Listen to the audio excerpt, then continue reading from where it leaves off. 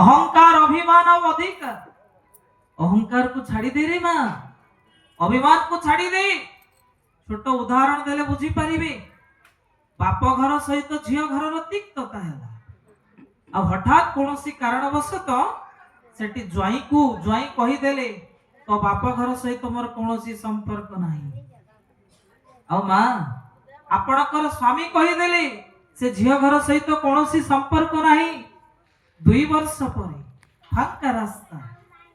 आ से फांका रास्ता रे एपटू झियो देखिला सियाडू मो मां भलिया जणे के आसी आ एपटू झियो देखिला सेपटू मां देखिला मो झियो बुधे आसुची आ दी जनकर जो हृदय रो अकुहा मिलन तांको पादर क्षिप्रता को बढ़ाई देला समस्ते आगे आगे चली चंती मु जहा भी हो सब राणनीय पछरे थाउ मो मां को आज कुळेई पकेइबी मां भाबुची जे जहा कहूची कहू केही तो देखिबेनी एठी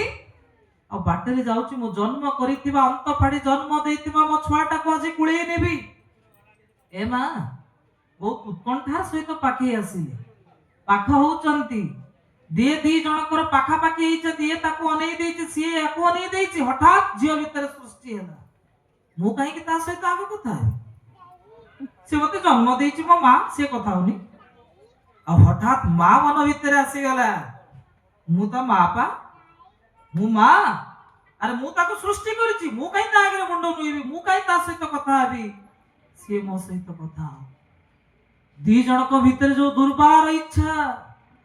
दिहे दुई के अतिक्रम करी कि पळेले हेले केही मां का सहित कथा हेलेनी जानंती काहे की ये जो मान अभिमान को छाड़ी दियो रे मां गुरुदेव परम कारुणी केडे सुंदर कथा मां हमर पढुथिला केवल गुटी कथा रे आपण अहंकार अभिमान अधिकार काम क्रोध छाड़ी परिबेनी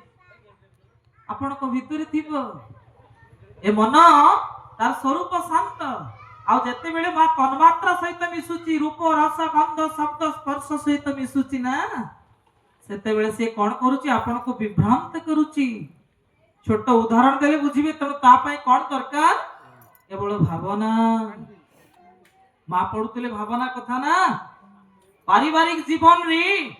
ए विश्व रे मु आज चैलेंज दे के कहूची रेवेन्यू टिकट आन तू लेखि देबी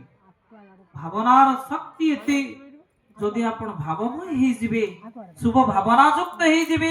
आपण को परिवार ता वैकुंठ हे जिवो मा एमिति आपण जानंती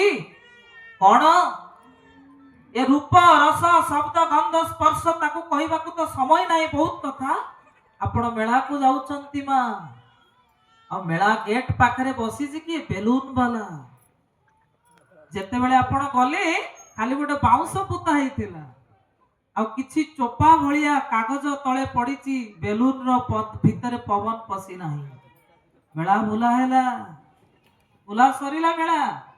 आ मेला बुला सरीबा पर जते बेले आसुचंती आपण को नाती आपण को नातुणी सेठी पाद अटकेई गला आ कहला जेजेमा एटा कोन सेते बेले नालिया नेलिया भଳି की भଳି बेलून कुंथा हेची आ आपण कहले बाबूरी एटा बेलून आ जते बेले तार रूपर आकर्षण आसिला आपण 10 टंका देई ताको गोटे बेलून किन देले आ से बेलून ता धरि करी कोन हैला मा बाटरे जाउची हाथ बजेइला बेलून रु गोटे शब्द बाहरिला आ से शब्द प्रति एती आकृष्ट हे गला ना बारंबार से बेलून रे हाथ घसीबा को लागिला घसु घसु घसु घसु हठात बेलून ता ढोकिरी फाटी गेला कांदीबा को लागिला जेमिति पूर्व अवस्था रे बेलून रो किछि रूप नथिला किछि शब्द नथिला बेलून ता पूर्व अवस्था को पळेइला आ हठात कांदिला परे आपण बुझिले चिंता करना तो जे जिमे आउ थरे गोटे बेलून नै आसीबे हेले मां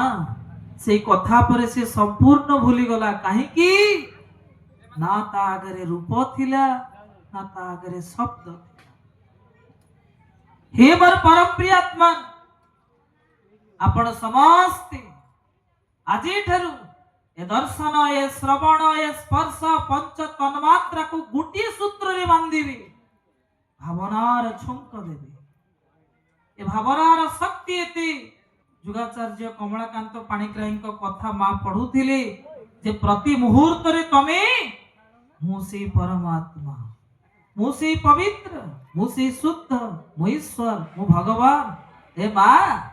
ଦିଟା ସାଙ୍ଗ ପ୍ରତିଦିନ କଥା ହଉଛ।